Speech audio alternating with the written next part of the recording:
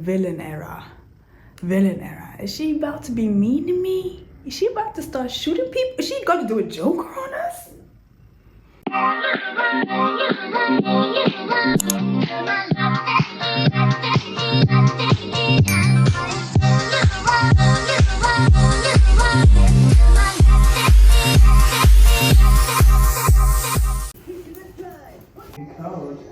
Shall we?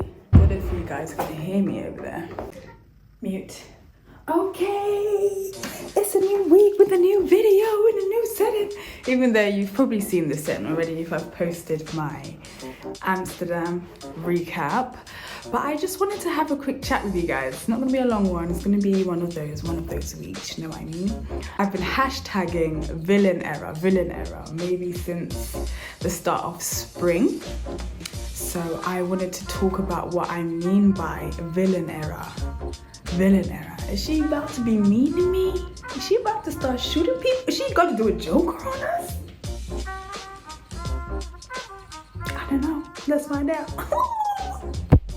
What's up, baby? What's goodie, honey? What's poppin', schmoppin'? This is a kind of spiritual talk today, so let's just put it out there. Hashtag spiritual sesh. Okay, villain era, what does that mean for me? So I think I've mentioned it in another video before. If I haven't, I am a people pleaser. I grew up a people pleaser. I grew up learning that I need to put people's emotions ahead of my own, and in turn I internalize a lot of blame and guilt for other people's experiences, even though I've never intended the meanest of things ever. I've just always accommodated and seen things from other people's perspectives, but not shared mine, which is kind of weird, but I was raised that way. Maybe because of, you know, my upbringing, being a pastor's child and stuff, you know, there's a kind of perception that's held over your head. That's why some people get crazy, you know, and rebel. I was just in the middle. I was halfway rebel, halfway, you know, here. But that's why some of them just go off the hinges, because they can't do anything. But yeah, I grew up like, you know, a people pleaser, etc. because of my upbringing, etc. and being Nigerian as well. Even though there is a stigma against like Nigerian women, you know. But yeah, so that's a little backstory. So when I talk about my villain era, it's talking about taking back my power. Because remember I was saying in my Amsterdam recap how I'm learning to have emotions, basically. Not in the sense that I haven't had them before, but I'm allowing myself to feel them and not judge them and blame myself for having them, but really look deeper into why I have them, which I'm really enjoying, but it's also really difficult and uncomfortable because I'm so used to being quite happy-go-lucky and just being like, oh, it's whatever, but now, when I'm not ignoring or denying my whole self and spectrum of emotions, there's a lot more I'm a bit more reactive of. So that makes me feel like I'm in my villain era because I'm owning it. Normally I would only own that kind of energy surrounding people I really feel safe around, and those people, they get the best of me because I'm very straightforward. I say it plain blunt as it is, and it's always in the best interest, and it always goes right. Let's not lie, come on. The people that know, and they will vouch for it. Okay, damn, let me just, before I tangent there, 1 second.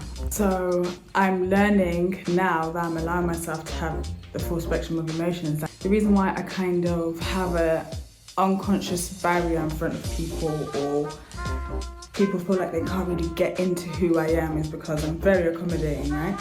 So my opinion is balanced. It isn't always fixed to it must be this way or it must be that way. Like most people have their very strong, you know, opinions, but I'm somewhere in the middle because of the influences of me growing up. So now I'm learning, when I'm hashtagging my villain era, it's accepting the emotions that I've felt and experiences that I've had openly, not just like, oh yeah, but you know, you also, like, it's just allowing myself to have emotions, no matter what they are.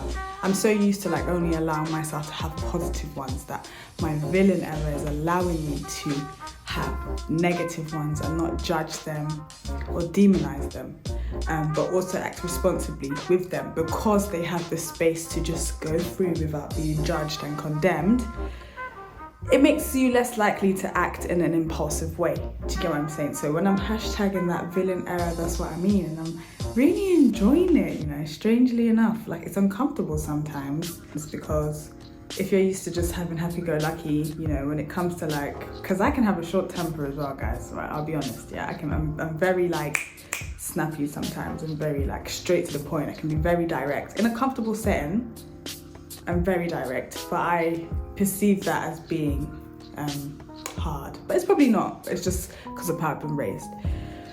So it's allowing myself to have those feelings, processing them and just letting myself feel them without being reactive to them, if that makes sense, with hyper positivity or even like reacting in a negative way. It's more so just like feeling what I feel and not judging it and seeing what the origin of that feeling is. And that to me is making me feel like I'm in my villain era. But I thought I'd just clear that up because, you know, I don't want to freak out people. Ha ha ha. But yeah, I was thinking about showing it in forms of like the arts. So I make music. I've had published music as well. And before I used to write a lot of romance and love and smexy time songs. But I've had this little era recently in my recording where I'm like talking about being in this almost darkness.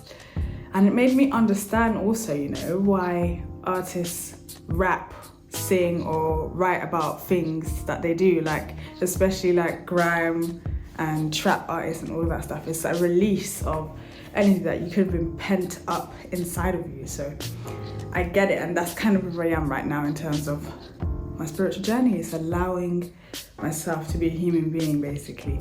I'm not saying that those people are making music. You know, I always have to put my disclaimer in the back.